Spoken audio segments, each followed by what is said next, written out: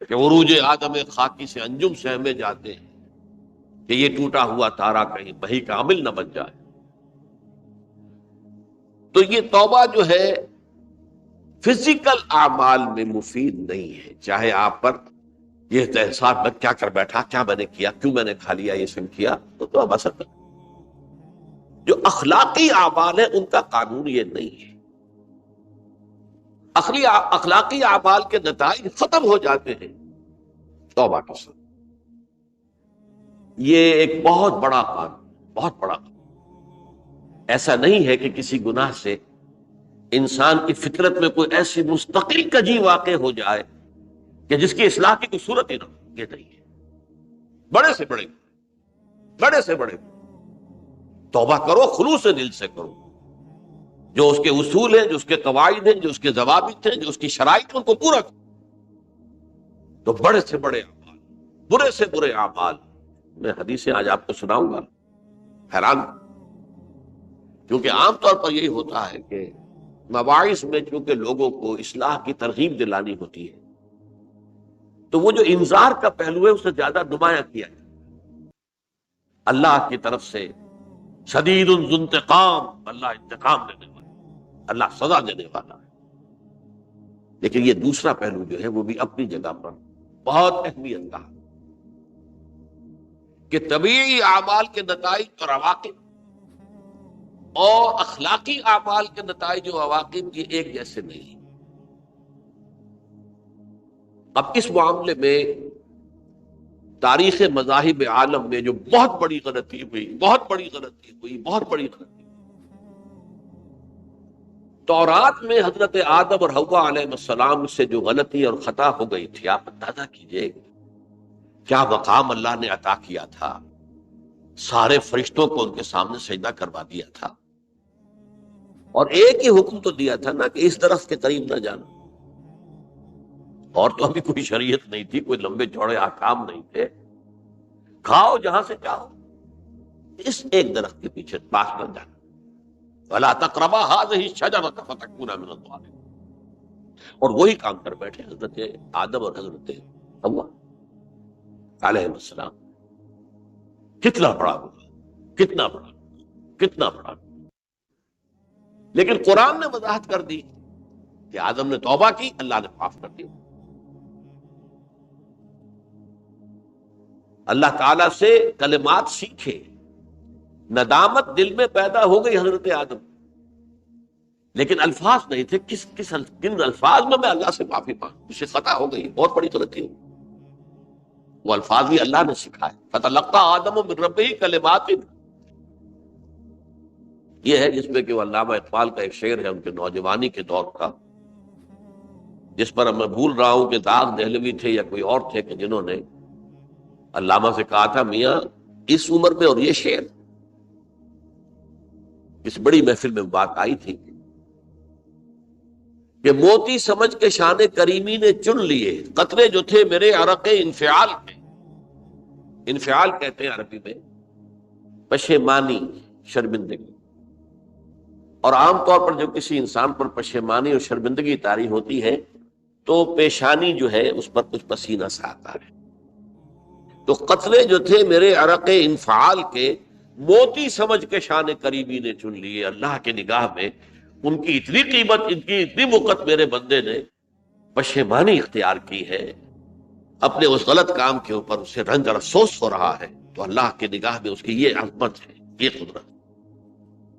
تو اللہ تعالیٰ نے جب حضرت آدم کے دل میں وہ پشیمانی پیدا ہو گئی تو الفاظ نہیں تھے، کن الفاظ میں؟ ہم کہتے ہیں نا کہ مجھے سمجھ نہیں آ رہا کہ میں کس منہ سے آپ سے بات کروں، میری یہ حیثیت نہیں ہے، میں کن الفاظ میں اپنی جو ہے خطا کا اعتراف کروں۔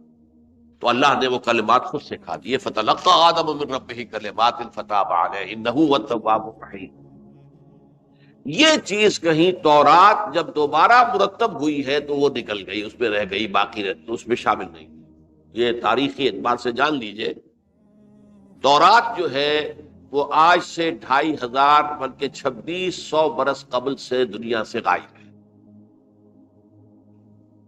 یہ تورات کا جو نسخہ تھا یروشلم میں، 587 قبل مسیح میں جب نبوکڈنضر نے، شاید آج کل آپ دیکھ رہے ہوں کہ عراق کی جنگ میں عراق کے جو خاص ڈویژنز ہیں عراقیوں کے، ریپبلکن گارڈز کے، ان میں سے ایک کا نام جو ہے وہ نبوکڈنضر ڈویژن ہے، ایک کا حمورابی ڈویژن ہے۔ حمورابی جو ہے عراق کا بہت پرانا بادشاہ تھا، اور تاریخ انسانی میں سب سے پہلا قانون اس نے مرتب کیا۔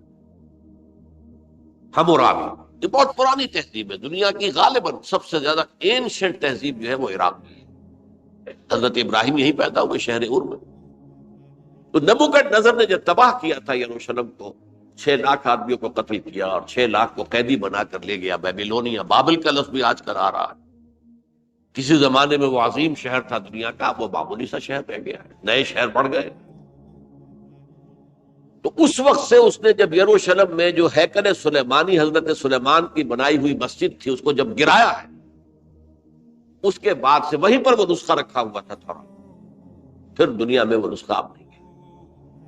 یہودیوں کا کہنا ہے کہ موجود ہے مسجد اقصی کے نیچے، وہ جب اس نے گرایا تھا تو جو نیچے تہخانے تھے وہ نہیں گرے تھے، وہ محفوظ رہے تھے، اوپر ملبہ آ گیا، اور وہیں پر وہ تورات اور وہ تابوت سکینہ جس میں حضرت موسیٰ کا عصا بھی رکھا ہوا ہے، اور بہت سے وہ من اور سلوہ کے بھی کچھ نمونے رکھے ہوئے ہیں، وہ تابوت سکینہ اس کا قرآن مجید میں سورہ بقرہ میں ذکر ہے، وہ بھی موجود ہے۔ اور جو ربائی وہاں اس وقت تھے ان کے علماء، ان کی لاشیں بھی وہاں پڑی ہوئی ہیں، وہ جب ہم کھدائی کریں گے تو دنیا میں سامنے آ جائے گا۔ لیکن بہرحال اس وقت جو مجھے کہنا تھا وہ یہ کہ چونکہ اصل تورات اس وقت گم ہو گئی، 150 سال کے بعد اسے پھر یادداشتوں سے کچھ مرتب کیا گیا تو اس میں غلطیاں پیدا ہوئی۔ اب انسانی یادداشت کا معاملہ آ گیا نا، انہی میں سے ایک بڑی غلطی یہ ہوئی، اومیشن یہ ہوئی کہ حضرت آدم نے جو توبہ کی اور اللہ نے قبول فرما لیا، اس کا ذکر اس میں نہیں۔ اس سے نتیجہ عیسائیوں نے کیا اختیار کیا کہ وہ اوریجنل سن کہتے ہیں اسے، وہ جو ابتدائی گناہ تھا عظیم جو ہمارے جد امجد آدم سے سرزد ہوا تھا، اس گناہ کا اثر جو بھی بچہ نسل آدم میں پیدا ہوتا ہے وہ لے کر آتا ہے۔ یہ زمین و آسمان کا فرق ہے۔ اسلام کے نزدیک ہر بچہ جو پیدا ہوتا ہے وہ معصوم ہے، بلکہ مسلم ہے۔ کل مولود یولد علی الفطرہ، جو بھی بچہ پیدا ہوتا ہے وہ فطرت اسلام پر پیدا ہوتا ہے۔ وَأَبَوَاهُ يُهَوِّدَانِهِ أَوْ يُمَجِّسَانِهِ أَوْ يُنَصِّرَانِهِ، یہ تو والدین ہیں اس کے جو اسے مجوسی یا عیسائی یا یہودی بنا لیتے ہیں، ورنہ وہ تو مسلمان ہوتا ہے، فطرت کی کلین سلیٹ لے کر آتا ہے۔ عیسائیت کہتی ہے ہر انسان جو پیدا ہوتا ہے بنیادی طور پر گناہگار ہے، اپنے جد امجد کے گناہ کا بوجھ لے کر آ رہا ہے۔ اب اس کا علاج انہوں نے پھر کیا تجویز کیا، یہ ہے کہ ایک غلطی پر دوسری غلطی اور دوسری پر تیسری غلطی، خشت اول چون حد بیمار کج تاثریہ بھی رود دیوار کج۔ اب اللہ نے جب دیکھا اب تو ہر بندہ جو ہے آدم کی اولاد کا بنیادی طور پر پیدائشی طور پر گناہ گار ہے، تو اب کیا کیا جائے؟ تو اللہ نے اپنا اکلوتا بیٹا، صلبی بیٹا مسیح یسوع اسے زمین پر بھیجا۔ یہ الفاظ میرے ہیں کہ اسے قربانی کا بکرا بنا کر اور ان سب کی طرف سے قبول کر لیا، گناہ گاروں کی طرف سے، کہ ان کے گناہ کا کفارہ ہو جائے گا جو عیسیٰ کو مانتے ہیں۔ یہ عقیدہ ہے عیسائیت۔ جڑ کیا ہے کہ گناہ ہو گیا تو گناہ کا اثر تو رہے گا۔ قرآن یہ کہتا نہیں، اللہ دھو دیتا ہے، تمہاری سیرت و کردار کے اوپر بھی جو داغ ہیں دھل جائیں گے، اور تمہارے نامہ اعمال میں جو دھبے ہیں وہ بھی دھل جائیں گے۔ توبہ کرو، توبوا الی اللہ توبۃ نصوحا، کرو وہ توبہ کے جو بالکل خلوص دل کے ساتھ۔ اب میں ذرا آپ کو کچھ احادیث سنانا چاہتا ہوں۔ ایک طرح کا یہ تبشیر کا پہلو ہے آج ہماری گفتگو میں کہ جو نمایاں ہوگا۔ یہ بعض احادیث تو چھوٹی چھوٹی ہے اور یہ بہت مرتبہ میری گفتگو میں آ چکی ہے، صرف اس وقت حوالہ دے کر گزر جاؤں گا۔ یہ ترمذی اور ابن ماجہ میں حضرت انس ابن مالک رضی اللہ تعالی عنہ سے روایت ہے، حضور نے فرمایا کل بنی آدم خطاؤون وخیر الخطائین التوابون، تمام بنی آدم خطا کار ہیں، خطا کار بھی نہیں، بہت خطا کار ہیں، بہت خطا کار،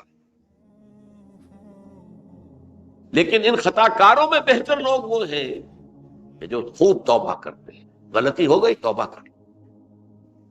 اور ایک اور حدیث میں آپ کو بتاؤں گا کہ یہ نہیں ہے کہ پھر کبھی وہ غلطی نہ ہو، اس وقت آپ یہ لگا لیں اپنے اوپر یہ کام میں نے نہیں کرنا، اور ایک دفعہ وہ کام چھوڑ دیں تو توبہ ہو گئی.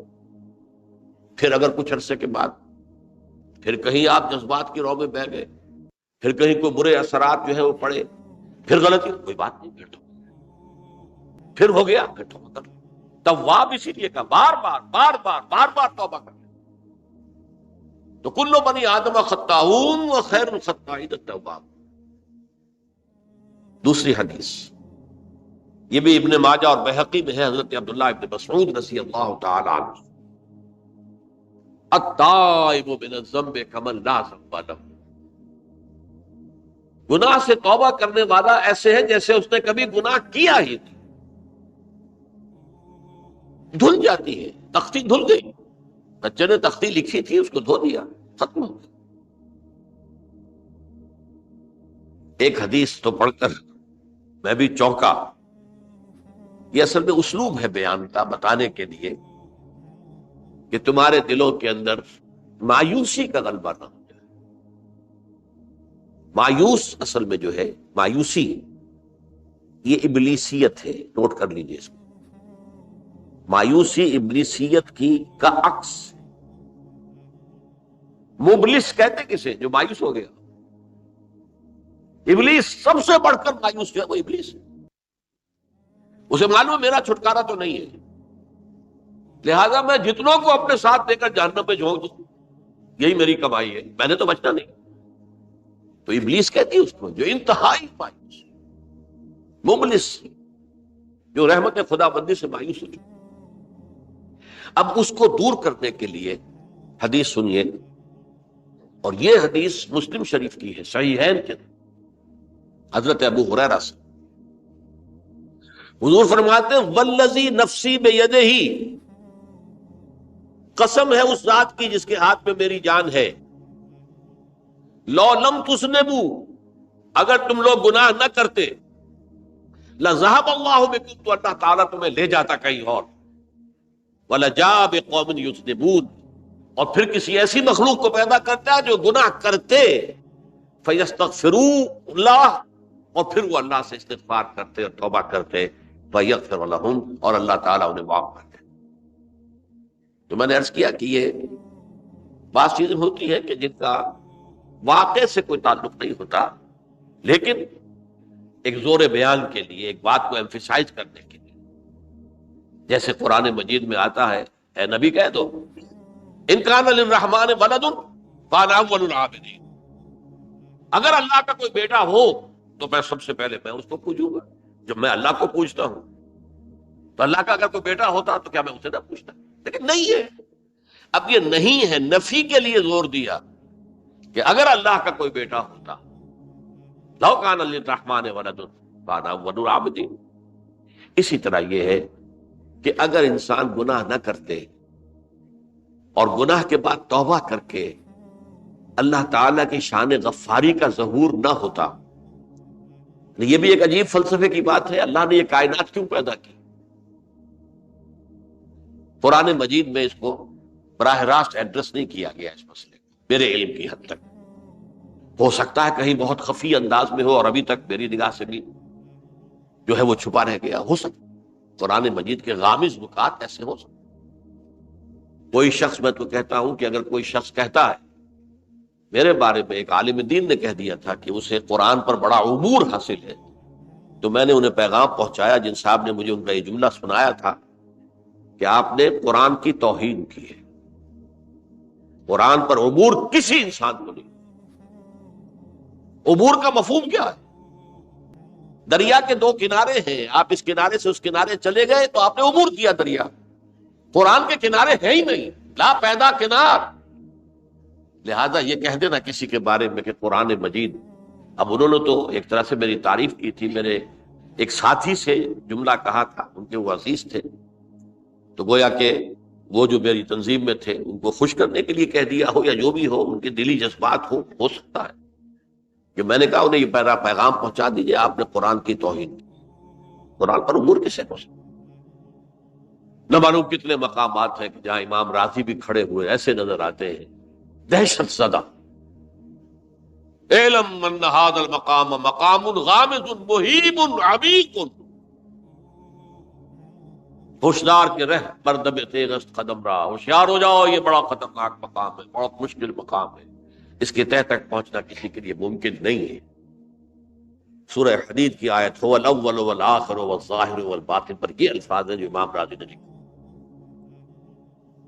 تو اس لیے میں آپ سے عرض کر رہا ہوں کہ یہ کہنے کا انداز ہے والذی نفسی بیدہ لو لم تذنبوا، اس ہستی کی قسم جس کے ہاتھ میں میری جان ہے، اگر تم گناہ نہ کرتے، تو میں عرض کر رہا تھا تو اللہ کی شان غفاری کیسے ظاہر ہوتی؟ اللہ نے کائنات کیوں پیدا کی؟ کنت کنزا مخفیا فاحببت ان اعرف فخلقت الخلق۔ محدثین کرام اگرچہ اس حدیث کی سند کو پختہ نہیں مانتے ہیں، لیکن اکثر مفسرین نے اس کو تسلیم کیا ہے۔ علامہ آلوسی نے تسلیم کیا کہ میں ایک چھپے ہوئے خزانے کے مانند تھا، اب خزانہ کہیں پڑا ہے، اس کا کیا حاصل کیا ہے؟ وہ تو کہیں کھلے، کسی کے پاس جائے، کوئی اسے فائدہ اٹھائے تب تو فائدہ ہوا نا۔ تو کن تو کنزا مخفیا، میرے اندر طاقت تھی، قوت تھی، خلاقی تھی، میری شان ساری میرے اندر ہی اندر تھی نا۔ کن تو کنزا مخفیا فاحببت ان اعرف، تو میں نے یہ چاہا کہ مجھے پہچانا جائے، فخلقت الخلق، تو میں نے خلق کی تخلیق کی، اب مجھے پہچانو اس کائنات کے ذریعے سے، یہ میری تخلیق ہے، آؤ دیکھو۔ ایک مصور اپنی تصویروں کی نمائش لگا، دیکھو میرے شاہکار، آؤ دیکھو، یہ میرے فن کے کمال کے نمونے، آؤ دیکھو۔ تو یہ ہے سب، دیکھو زمین آسمان، ان فی خلق السماوات والارض واختلاف اللیل والنہار والفلک التی تجری فی البحر بما ینفع الناس وما انزل اللہ من السماء من ماء فاحیا بہ الارض من بعد موتہا۔ یہ ساری آیات ہیں محترم، اور اسی لیے انسان کو پیدا کیا جس میں یہ فیکلٹی آف اپریسیشن، اللہ کے حسن و جمال و کمال کو پہچاننے کی صلاحیت ہے۔ ورنہ ظاہر بات ہے کہ یہ جمادات کیا پہچانیں گے اللہ، پہاڑ کیا پہچانے گا اللہ؟ اللہ کو پہچاننے کی صلاحیت انسان میں۔ تو یہ چونکہ ایک فلسفہ ہے باقاعدہ کہ اللہ نے تعالیٰ، اسی سے میں کہہ رہا ہوں اگر گناہ نہ ہوتا اور پھر توبہ نہ ہوتی اور میں اس کو معاف نہ کرتا تو میری شان غفاری کا ظہور کیسے ہوتا؟ میری شان ہے نا، غفار بھی ہوں، ستار بھی ہوں، اس کا ظہور کیسے ہوتا؟ تو والذی نفسی بیدہ لو لم تذنبوا لذهب اللہ بکم ولجاء بقوم یذنبون فیستغفر اللہ فیغفر لهم۔ اگر تم لوگ گناہ نہ کرتے تو اللہ تمہیں ختم کر کے کوئی اور ایسی مخلوق پیدا کرتا کہ جو گناہ کرے اور پھر وہ توبہ کرے اور اللہ اسے معاف۔ اسی سے ملتی جلتی ایک حدیث ہے، یہ امام احمد اور امام بہقی لائے ہیں، اور اس کے راوی حضرت علی ہے رضی اللہ تعالی عنہ۔ ان اللہ یحب العبد المؤمن المفتن التواب، اللہ تعالیٰ کو بہت محبت ہے، یحب۔ اب دیکھیے ایک طرف وہ آیات ذہن میں لائیے، اللہ تعالیٰ کن سے محبت کرتا ہے؟ واللہ یحب المحسنین، یا وہ لوگ ان اللہ یحب الذین یقاتلون فی سبیلہ صفا کانہم بنیان مرصوص، اللہ محبت کرتا ہے اپنے ان بندوں سے جو اس کی راہ میں جنگ کرتے ہیں صفے باندھ کر، گویا سیسا پلائی ہوئی دیوار ہے۔ یہ ہے مثبت کام، نیک کام، محسنین، اللہ کی راہ میں قتال کرنے والے۔ یہاں اس کے برعکس کہا جا رہا ان اللہ یحب، اللہ تعالیٰ محبت کرتا ہے اپنے اس بندے سے، العبد المومن، جو مومن ہو۔ اس کی ایک اور بڑی پیاری حدیث آئے گی، المفتن التواب، جو بہت فتنوں میں مبتلا ہو جاتا ہو اور پھر بہت توبہ کرتا ہو، مفتن التواب، لیکن ساتھ ہی پلٹتا ہو، رجوع کرتا ہو، پھر اللہ کے حضور میں حاضر ہوتا ہو، پھر معافی مانگتا ہو۔ اللہ تعالیٰ کو اپنا ایسا بندہ بہت پسند ہے۔ اب میں کچھ اور حدیثیں آپ کو سنا رہا ہوں۔ توبہ کا دروازہ دو اعتبارات سے کہا گیا ہے کہ ایک وقت آنے پر بند ہو جائے۔ ایک حدیث کے تو الفاظ میں نوٹ کر کے نہیں لایا ہوں کہ اللہ تعالیٰ نے توبہ کا ایک دروازہ اتنا چوڑا کھلا رکھا ہوا ہے کہ جس کو عبور کرنا جو ہے وہ سال ہر سال میں ممکن ہو، اور یہ بند نہیں ہوتا جب تک کہ سورج مغرب سے طلوع نہ ہو جائے۔ یہ قیامت کی جو آخری قریب قیامت کی جو آخری نشانیاں ہیں ان میں سے وہی حدیث میں آپ کو سنا رہا ہوں۔ عن ابی ہریرہ رضی اللہ تعالی عنہ، اور یہ مسلم شریف کی روایت ہے،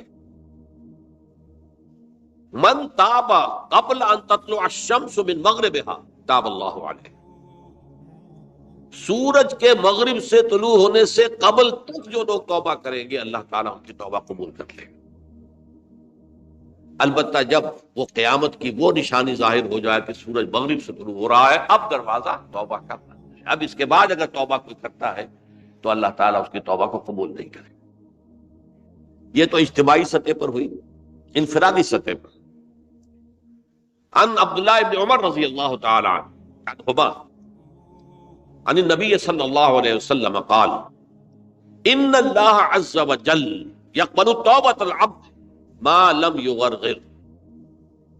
یہ ترمذی میں ہے، حضرت عبداللہ ابن عمر رضی اللہ تعالی عنہما سے کہ اللہ تعالیٰ اپنے بندے کی توبہ قبول کرتا ہے جب تک کہ وہ جسے ہم کہتے ہیں گھنگرو نہ بولنے لگے حلق کے اندر، جبکہ نزع عالم نزع ہو اور جان جو ہے وہ آ کر پھر یہاں اٹکتی ہے، تو اس وقت تک دروازہ کھلا ہے توبہ کا۔ لیکن جب یہ شکل ہو گئی تو دروازہ بند۔ یہ انفرادی سطح پر ہو گیا، جب آپ کے موت کے آثار اتنے واضح ہو گئے کہ اب جا رہے ہیں، اب توبہ کریں گے تو توبہ قبول نہیں۔ اجتماعی سطح پر جب قیامت جو ہے اس کی وہ گھڑی آ گئی کہ سورج مغرب سے طلوع ہو گیا، اب توبہ کا دروازہ بند۔ ایک اور حدیث ہے جو میں نے بہت مرتبہ اس کا ترجمہ تو آپ کو بہت دفعہ سنایا ہے، آج میں چاہتا ہوں اس کو پورے متن کے ساتھ آپ کے سامنے رکھوں۔ یہ حضرت انس بن مالک رضی اللہ تعالیٰ عنہ سے مروی روایت ہے، جو حضور کے خادم خاص تھے، اور یہ متفق علیہ بھی ہے، یعنی بخاری میں بھی ہے، مسلم میں بھی ہے، لیکن تھوڑا سا فرق ہے الفاظ کا۔ تو جو مسلم شریف کی روایت ہے اس کے الفاظ کیا ہیں؟ للہ اشد فرحا بتوبۃ عبدہ حین یتوب الیہ، جان لو اللہ تعالیٰ کو زیادہ خوشی ہوتی ہے اپنے کسی گناہ گار بندے کی توبہ سے جبکہ وہ توبہ کرتا ہے۔ کس سے زیادہ ہوتی ہے؟ اس کی ایک تمثیل تھی، من احدکم، ایک ایسے شخص سے بھی زیادہ بڑھ کر خوشی ہوتی ہے، کان علی راحلتہ بارض الفلات، کہ جو بہت ہی دور دراز کے اور سنسان علاقے میں سفر کر رہا تھا، فانتحرفت منہ، اس کی سواری جو ہے گم ہو گئی، وعلیہا طعامہ وشرابہ، اسی پر اس کا کھانا بھی تھا اور پانی بھی تھا۔ اونٹنی پر سفر کر رہا تھا، اسی پر ہوتا ہے راحلہ جو ہے راستے کا سامان، اچانک کہیں بیٹھا ہے تھوڑی دیر کے لیے سستانے کے لیے، کہیں اونگ آ گئی اور اونٹنی صاحبہ غائب۔ اب آنکھ کھلی اور اس نے دیکھا، فَأَيَّسَ مِنْهَا، تلاش کر کر کے مایوس ہو گیا، کہیں اونٹنی کا سراغ نہیں۔ اب ظاہر بات ہے کسی صحرا میں یہ کیفیت، اس کا مطلب کیا ہے؟ یقینی موت۔ فَأَتَىٰ شَجَرَةً فَاسْتَجَعَ فِي ظِلِّهَا وَقَدْ أَيَسَ مِنْ رَاحِلَتِهِ، تو وہ ایک درخت کے نیچے اس کے سائے میں آ کے لیٹ گیا، گویا کہ موت کی امید۔ فَبَيْنَهُمَا وَهُوَ كَذَلِكَ إِذْ هُوَ بِهَا قَائِمَةٌ عِندَهُ، اس کی کہیں دوبارہ آنکھ لگی ہے، جو کھولا تو دیکھتا ہے اونٹنی تو موجود ہے، کھڑی ہے، تو وہ فوراً اس کی وہ جو رسی ہے وہ پکڑتا ہے، فَأَخَذَ بِخِتَامِهَا ثُمَّ قَالَ مِن شِدَّةِ الْفَرْقِ، اب جو اسے مسرت ہوئی اس کا آپ اندازہ کر سکتے ہیں، ایک یقینی موت کا معاملہ آ چکا تھا، اور اچانک اللہ تعالیٰ نے وہ کھوئی ہوئی اونٹنی جو ہے وہ واپس دلا دی.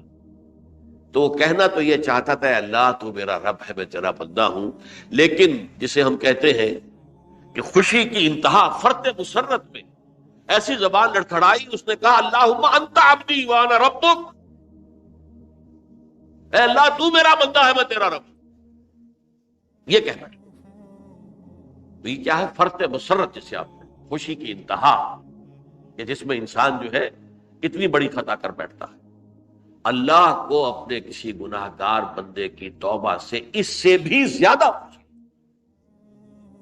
اب ظاہر بات ہے کہ تماثیل کس لیے ہیں؟ بعض لطائف، بعض حقائق اتنے لطیف ہوتے ہیں کہ ان کو بیان نہیں کیا جا سکتا بتمام و کمال، تو مثالوں کا سہارا لیتے ہیں. اللہ کو کتنی خوشی ہوتی کیا سمجھے گے؟ لہذا یہ مثال تو سمجھ میں آ گئی نا کہ ایک لقودق صحرا میں انسان سفر کر رہا تھا، ایک ہی اونٹنی ہے، اسی پر اس کا پانی ہے، اسی پر اس کا کھانا ہے، کہیں ٹھہرا ہے تھوڑی دیر کے لیے، اونٹنی غائب، اور اس کے بعد تلاش کر کے شمال مغرب جنوب ہر جگہ دیکھ لیا، اب تک کہیں اونٹنی کا سراغ نہیں. اب موت کے انتظار میں لیٹ گئے کہ اچانک دیکھتا ہے کہ اونٹنی موجود. تو وہ شدت فرح میں یہ کہہ بیٹھتا ہے اللہم انت رب انت عبدی وانا ربک انا للہ و انا الیہ راجعون.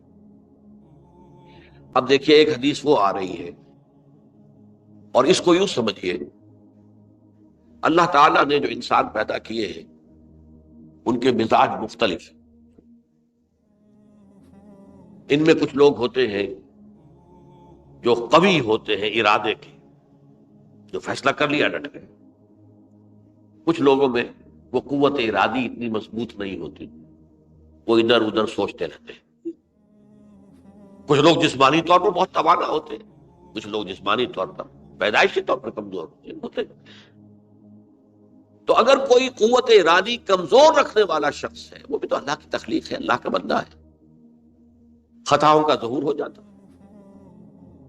توبہ کرتا ہے، پھر کچھ عرصے کے بعد پھر خطا کا ظہور ہو جاتا، پھر توبہ کرتا. تو ہم تو یہ سمجھیں گے کہ ایک حد کے بعد پھر اس کی توبہ قبول نہیں ہونی چاہیے. لیکن حدیث سنیے، وعن ابی ہریرہ رضی اللہ تعالی عنہ قال قال رسول اللہ صلی اللہ علیہ وسلم ان عبدا اذنب ذنبا، یقیناً ایک بندہ جو ہے وہ ایک گناہ کرتا ہے، فقال، پھر وہ کہتا ہے رب، اے میرے پروردگار، اذنبت فاغفر لی، مجھ سے گناہ ہو گیا ہے مجھے معاف کر دیجیے. فقال ربہ، تو پروردگار یہ کہتا ہے اعلم عبدی ان لہ ربا یغفر الذنب ویاخذ بہ، میرا یہ بندہ یہ جانتا ہے کہ اس کا ایک رب ہے جو گناہ معاف بھی کر سکتا ہے اور سزا دے بھی سکتا ہے. کیا معنی ہوگا؟ گناہ اس نے کیا ہے لیکن جانتا ہے اللہ کہ وہ معاف بھی فرما سکتا ہے، تبھی تو وہ اللہ سے معافی کی درخواست کر رہا ہے. اس کے اس جاننے کی بنیاد پر، اس کے اس علم کی بنیاد پر، اس کے اس ایمان کی بنیاد پر فرمایا غفرت لعبدی، میں نے اپنے بندے کو معاف کر دیا. ثم مکث ما شاء اللہ، پھر وقت گزرا جتنا کہ اللہ نے چاہا. ثم اذنب ذنبا، پھر اس سے گناہ ہو گیا. فقال رب اذنبت ذنبا فاغفر، پھر کہتا ہے پروردگار مجھ سے گناہ ہو گیا، پھر مجھے معاف فرما دے. فقال ربہ، اللہ فرماتا ہے عالم عبدی ان لہ ربا یغفر الذنب ویاخذ بہ، میرا بندہ ہے نا جو جانتا ہے کہ اس کا ایک رب ہے، ایمان باللہ اس کے اندر ہے، تبھی تو پکار رہا ہے، اور یہ بھی جانتا ہے کہ وہ گناہ معاف بھی کر سکتا ہے اور چاہے تو پکڑ بھی سکتا ہے، سزا بھی دے سکتا ہے. تو فرمایا، اللہ تعالیٰ فرماتے ہیں میں نے فرمایا کہ میں نے معاف کر دیا. ثم مکث ما شاء اللہ، پھر ایک عرصہ گزرا اس کے بعد. ثم اذنب ذنبا، پھر اس نے گناہ کیا. قال رب اذنبت ذنبا آخر، اس نے کہا پروردگار میں نے تو پھر ایک اور گناہ کر دیا، فاغفر لی، مجھے بخش دے. فقال اعلم عبدی ان لہ ربا یغفر الذنب ویاخذ بہ، میرا بندہ جانتا ہے نا کہ اس کا ایک رب ہے جسے وہ پکار رہا ہے، کہ اور وہ جانتا ہے کہ اسے اختیار حاصل ہے کہ چاہے تو بخش دے اور چاہے تو پکڑ دے. اس کے اس علم، اس ایمان کی بنیاد پر میں نے اسے معاف کر دیا. ایک اور حدیث، میں نے چونکہ اس گفتگو کے لیے ان احادیث کا تفحص کیا ہے، یہ تو بہت ہیں حدیثیں، میں نے ان میں سے کچھ چنی ہے. ہمارے بعض واعظ ناصح وہ بھی کسی شخص کو روکتے رہے، برائیوں سے روکتے رہے، نہیں رکتا، تو کہیں غصے میں آ کے اللہ تجھے کبھی معاف نہیں کرے. یہ کتنا بڑا جرم ہے، اس کا اندازہ کیجئے اس حدیث سے. تو میرے بندے کو میری رحمت سے مایوس کر رہے ہیں، کتنا بڑا جرم ہے، اس کا اندازہ کیجئے.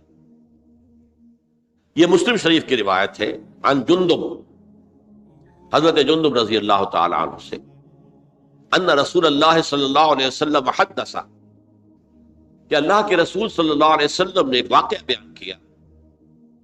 ان رجلا قال، کہ ایک شخص نے یہ کہا، واللہ لا یغفر اللہ لفلان، کہ خدا کی قسم اللہ تعالیٰ فلاں شخص کو کبھی معاف نہیں کرے گا. وَأَنَّ اللَّهَ تَعَالَى قَالَ، اس پر اللہ تعالیٰ نے یہ فرمایا، مَنْ ذَا الَّذِي يَتَعَالَىٰ عَلَيَّ، یہ کون ہے جو میرے اوپر حکومت کرنے والا آ گیا، جو میری طرف سے حکم لگا رہا کہ میں کبھی معاف نہیں کروں گا. مَنْ ذَا الَّذِي، کون ہے وہ شخص، الَّذِي يَتَعَالَىٰ عَلَيَّ انی لا اغفر لفلان، کہ میں فلاں شخص کو کبھی معاف نہیں کروں گا. قد غفرت لفلان، اس کو تو میں نے معاف کر دیا. واحبطت عملا، اس شخص کے تمام اعمال میں نے ضائع کر دیے کہ تم نے میرے بندے کو مایوس کیا. یہ ہے جرم کی انتہا. تو توبہ کی دعوت دیتے رہو، توبہ کے لیے لوگوں کو آمادہ کرتے رہو، توبہ جو ہے اس کے لیے ترغیب دیتے رہو، اللہ تعالیٰ معاف فرمانے والا. اب آخری حدیث سنا رہا ہوں، یہ تو بہت ہی عجیب حدیث ہے اور متفق علیہ، یہ بخاری اور مسلم دونوں میں.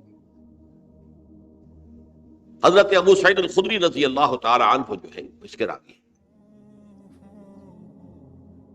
حضور نے فرمایا، کانا فی من کانا قبلکم رجل قتل 99 نفسا، تم سے پہلے جو امت تھی بنی اسرائیل ان کا ذکر ہے، اس میں ایک آدمی ایسا تھا جس نے 99 قتل کیے تھے.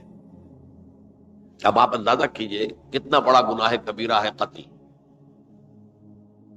قرآن مجید میں آتا ہے فَكَأَنَّمَا قَتَلَ النَّاسَ جَمِيعًا، اگر ایک انسان کو بھی ناحق قتل کر دیا گیا تو یہ ایسی ہے گویا کہ اس نے پوری نوع انسانی کو قتل کر دیا.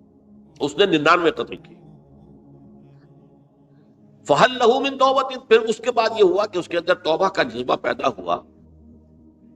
فَسَأَلَ عَنْ أَعْلَمِ أَهْلِ الْأَرْضِ، تو اس نے پھر سوال کیا، لوگوں سے پوچھا کہ زمین میں رہنے والوں میں کون سب سے بڑا عالم ہے. فَدُلَّ عَلَىٰ رَاهِبٍ، تو اسے بتایا گیا فلاں راہب فلاں جگہ پر ہے، وہ بہت نیک ہے، بڑا عالم ہے. فَأَتَاهُ، وہ اس کے پاس آیا. فَقَالَ أَنَّهُ قَتَلَ 99 نَفْسًا فَهَلْ لَهُ مِن تَوْبَةٍ، انہوں نے کہا دیکھیے راہب صاحب، میں نے 99 انسان قتل کیے، اب مجھے یہ بتائیے کہ میرے لیے توبہ کا کوئی امکان ہے؟ فقال لا، اس نے کہا نہیں. فقتلہ، اس نے اس کو بھی قتل کر دیا.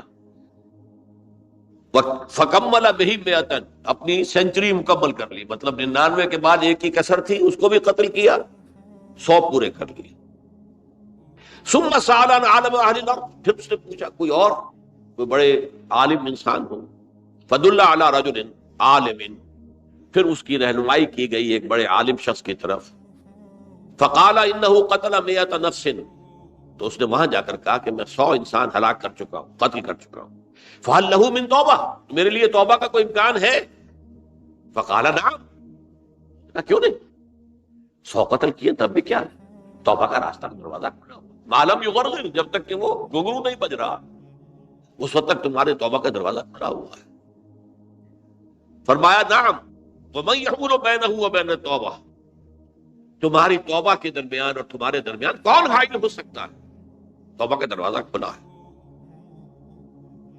لیکن ساتھ ہی کہا انطلق الی ارض کذا و کذا، اب تم ایسے کرو جہاں تم رہتے ہو وہاں نہ جاؤ واپس، وہاں کا ماحول اچھا نہیں ہے، معاشرہ اچھا نہیں ہے، ہو سکتا ہے کہ تم توبہ پر قائم نہ رہ سکو، تم فلاں جگہ چلے جاؤ وہاں اچھے لوگ آباد ہیں ان میں جا کر رہو۔ فإن بها أناسا يعبدون اللہ تعالی، وہاں ایسے لوگ آباد ہیں جو اللہ کی بندگی کرتے ہیں، فاعبد اللہ معہم، تو تم ان کے ساتھ مل کر اللہ کی بندگی اور پرستش کرو، ولا ترجع الی ارضک، اپنی زمین کی طرف اپنے وطن میں واپس بن جاؤ، فإنها ارض سوء، وہ بری جگہ ہے، فانطلقا، تو وہ چل پڑا، ہجرت کر رہا ہے، اس جگہ جا رہا ہے جہاں کا راہب نے بتایا تھا۔ حتی اذا نصف الطریق، جب آدھا راستہ اس نے پورا کر لیا، اتاہ الموت، موت آ گئی۔ فاختصمت فیہ ملائکۃ الرحمت و ملائکۃ العذاب، اب وہ جہنم کے فرشتے بھی آ گئے اس کی جان قبض کرنے کو، اور جنت کے بھی آ گئے۔ فقالت ملائکۃ الرحمہ، رحمت والے جو فرشتے ہیں جنت والے، انہوں نے کہا جا تائبا مقبلا بقلبہ اللہ تعالی، یہ شخص توبہ کر کے اللہ تعالیٰ کی طرف ہجرت کر رہا تھا، اس لیے اس کی نیت کی بنیاد پر اب یہ جنتی ہے، لہذا اس کی روح ہم قبض کریں۔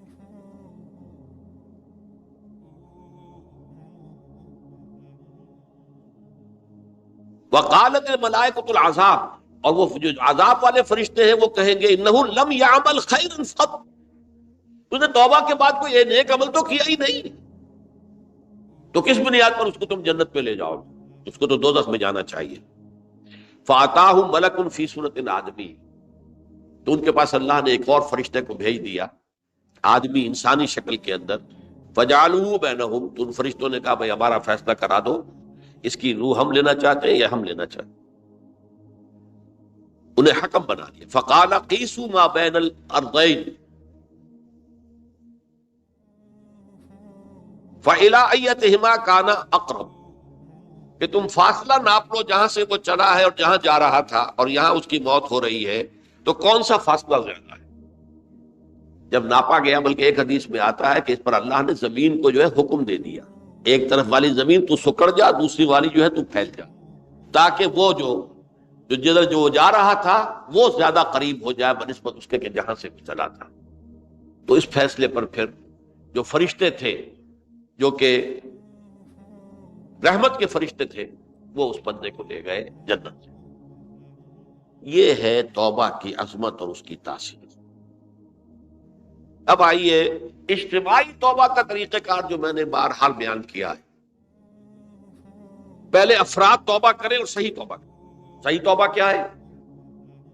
ہماری زندگیوں میں کوئی حرام شے ہے فوراً نکال پا، ہماری معاشرت میں اور اس معاشرے میں رہتے ہوئے جو قانون ہے جس کے ہم پابند ہیں، ہم کسی زانی کو رجم نہیں کر سکتے، ناممکن ہے، یہ تو قانون ہی بنے گا تب ہوگا۔ ہم کسی چور کا ہاتھ نہیں کاٹ سکتے، تو قانون بنے گا تو ہوگا۔ تو ہم جن چیزوں پر عمل نہیں کر سکتے قانوناً، ان کے علاوہ باقی پوری شریعت جس پر عمل کیا جا سکتا اس پر عمل پیرا ہو۔ سود میں بند نہیں کر سکتا، بینکوں کو میں آگ نہیں لگا سکتا، اور بینکوں کو آگ لگا دیں گے تبھی سود تو ختم نہیں ہوگا، لیکن یہ تو کر سکتا ہوں نا کہ براہ راست سود میں ملوث نہ ہوں، سود پر قرضہ لے کر اپنا کاروبار نہ چمکاؤں نہ بڑھاؤں، سود پر قرضہ لے کر اپنے مکان نہ اونچا کروں، یہ تو کر سکتا ہوں۔ تو کم سے کم جو ڈائریکٹ کسی نے قانون نہیں بنایا کہ لازم ہے آپ پر کہ آپ سودی قرضہ لیں اور اپنی بلڈنگ عالی شان بنا دیں، کسی نے نہیں کیا۔ یہ اگر کر رہے ہیں تو آپ مجرم ہیں۔ آپ کے معاشرے میں کوئی قانون نہیں بنا کہ پردہ ختم، برقع حرام، مصر یہ ترکی میں تو کر دیا گیا برقع حرام، وہاں تو سر کو اوپر جو ہے ڈھانپنا جو ہے، سکارف لینا بھی ممنوع ہے، یہاں تو نہیں ہے۔ پھر یہاں جنہوں نے چھوڑا ہے مجرم خود ہے۔ یہاں تو اللہ کا شکر ہے کوئی ایسا مصطفیٰ کمال پیدا آج تک نہیں ہوا ہے کہ جس نے ان چیزوں کا حکم دیا۔ ہاں ترغیب ہے ذرائع ابلاغ کے ذریعے سے، فحاشی ہے، اریانی ہے، لیکن چوز آپ خود کرتے ہیں، فیصلے کا اختیار آپ کا۔ تو جن چیزوں کے اندر بھی گناہ سے بچنے کا امکان ہے اس کو عملاً ترک کیا جائے. اور نمبر 2، عزم مصمم کر لیا جائے کہ اللہ اب بقیہ زندگی جتنی بھی ہے اس میں اپنی توانائیاں، اپنی قوتیں، اپنی صلاحیتیں صرف کروں گا تیرے دین کی تبلیغ اور تیرے دین کے قائم کرنے کی جدوجہد. عزم مصمم. یہ لوگ اگر 14 کروڑ میں 14 لاکھ بھی ہو جائیں، بہرحال 2-4 کی توبہ کرنے سے ملک کی قسمت نہیں بدلتی. معتدل تعداد کے اندر جو ہے یہ لوگ اگر ایسے ہو جائیں اور پھر یہ کہ وہ مل کر اگر زور لگائیں تو واقعتاً اس ملک کے اندر شریعت اسلامی کا نفاذ ہو سکتا ہے، اللہ کا نظام قائم کیا جا سکتا ہے. یہ ملک بنایا اسی لیے گیا. تو یہ توبہ کا جو ہے اجتماعی توبہ کا یہ پوری تفصیل تو میں بارہا بیان کر چکا ہوں. آج جو میں نے کہا تھا کہ ایک بات کی طرف میرا ذہن حالیہ منتقل ہوا ہے، اس سے پہلے نہیں ہوا. یہ توبہ کرنے والے لوگ جب تک 14 لاکھ نہیں ہے، 1400 ہی ہو، لیکن یہ اگر دعا کریں گے اللہ تعالیٰ کے خلوص کے ساتھ تو ان کی دعا قبول ہوگی. دعا بہت بڑی شے. الدعاء مخ العبادہ. ٹھیک ہے، بڑا لمبا راستہ لگتا ہے یہ کہ 14 لاکھ انسان توبہ کرے یا 2 لاکھ یا 3 لاکھ انسان توبہ کرے، صحیح معنی میں توبہ کرے، اور پھر وہ جمع ہو، ایک طاقت بنے، تن من دھن لگانے کے لیے، جانے دینے کے لیے تیار ہو جائے. تو لگتا ہے یہ کہ کافی لمبا ہے کہ دراز و دور دیدم رہو رسم پارسائی. یہ تو بڑا لمبا راستہ ہے. اسی سے لوگ کہتے ہیں کہ پھر کیا حل ہوا؟ یہ تو حل جو ہے تو کوئی عملی حل تو نہیں ہوا.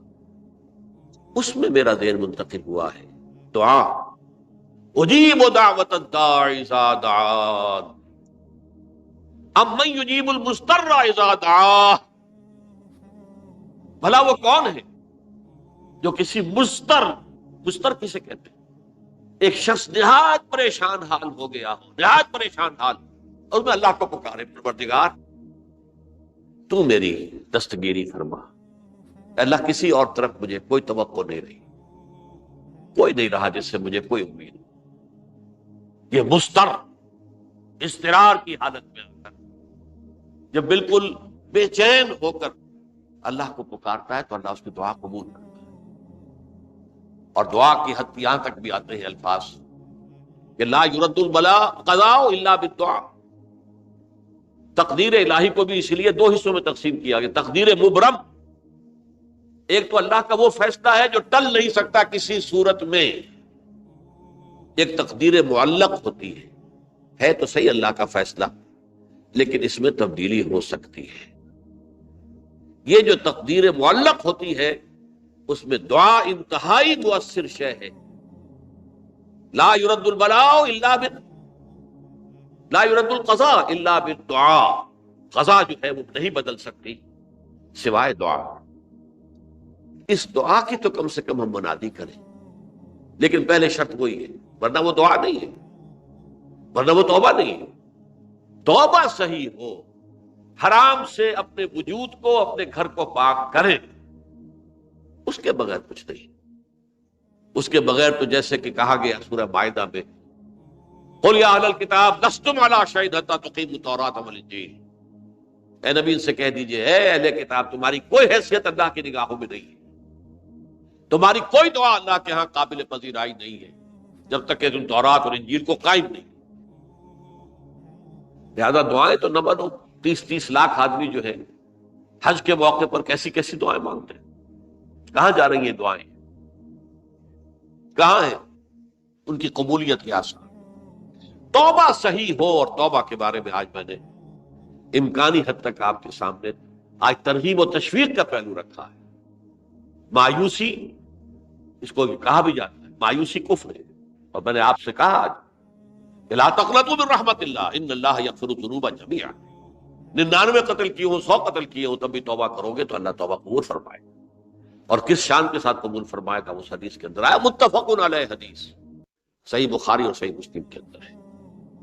تو اگر ہم اس توبہ کی منادی کریں نمبر ایک، اور جو لوگ توبہ کریں صحیح معنی میں، ایک طرف تو وہ جد و جہد شروع کر دیں اللہ کے دین کے قائم کرنے کی جد و جہد، اس میں پیچھے نہ رہے، لیکن اس اسنا میں جو دعائیں وہ کریں گے، اللہ تو نے یہ ملک ہمیں عطا کیا تھا، ہم نے اپنے زور بازو سے اسے نہیں حاصل، یہ سلطنت خدا داد پاکستان، اور اے اللہ اے خاصہ خاصان رسول وقت دعا ہے، امت میں تیری آنکھ یا جب وقت پڑا ہے، میں اپنے احساسات جو ہیں آپ کے سامنے الفاظ میں بیان نہیں کر سکتا۔ یہ جب یروشلم کی تباہی ہوئی تھی جس کا میں نے ذکر کیا ہے، 6 لاکھ انسان قتل ہوئے تھے، اور 6 لاکھ کو نبوکدنضر جو تھا وہ ہانک کر بھیڑوں بکریوں کی طرح بیبیلونیا لے گیا تھا، اس سے پہلے کتنے ہی نبی اہل کتاب کے وہ کہتے رہے تھے کہ ہوش کرو، توبہ کر لو، بلکہ ایک جگہ کے الفاظ یہ ہیں، درخت کی جڑ پر کلہاڑا رکھا جا چکا ہے، اب بھی ہوش میں آ جاؤ، ہوش میں نہیں کر، دنیا پرستی، جو بھی ان کے نفس پرستی جو بھی ان کے اوپر مسلط ہو چکی تھی، اس نے انہیں توبہ نہیں کر، تباہی و بربادی ہو گئی۔ آج ہماری نگاہوں کے سامنے عراق کے ساتھ کیا ہوا، بغیر اس کے کہ کوئی جرم ہو، بغیر اس کے ہم تو بڑے بڑے جرم کر چکے ہیں ان کی نگاہ میں۔ نان پرولیفریشن ٹریٹی جو ہے اس کے خلاف ہمارا عمل جا رہا ہے، پوری دنیا کے اندر ان کا کہ ہم اس کو ایٹمی صلاحیت کو نہیں پھیلنے دیں گے۔ وہ ایک خاص وقت میں افغانستان میں انہیں ہماری ضرورت تھی،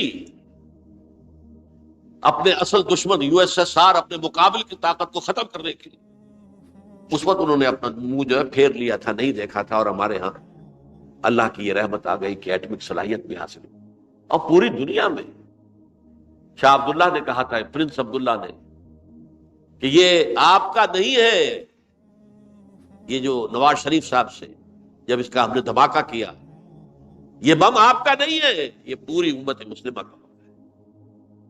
کیسے یہ برداشت کر سکتے ہیں یہودی اور یہودیوں کے اعلی کار عیسائی، خاص طور پر Protestants, west white Anglo Saxon Protestants,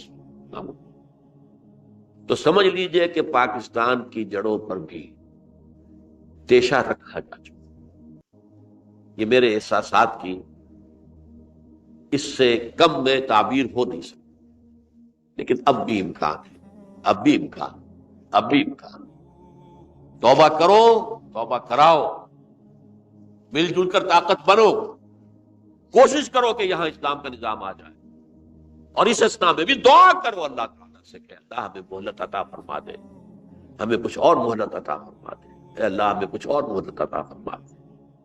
بارک اللہ لی ولکم فی القرآن العظیم ونفعنی وإیاکم بالآیات والذکر الحکیم۔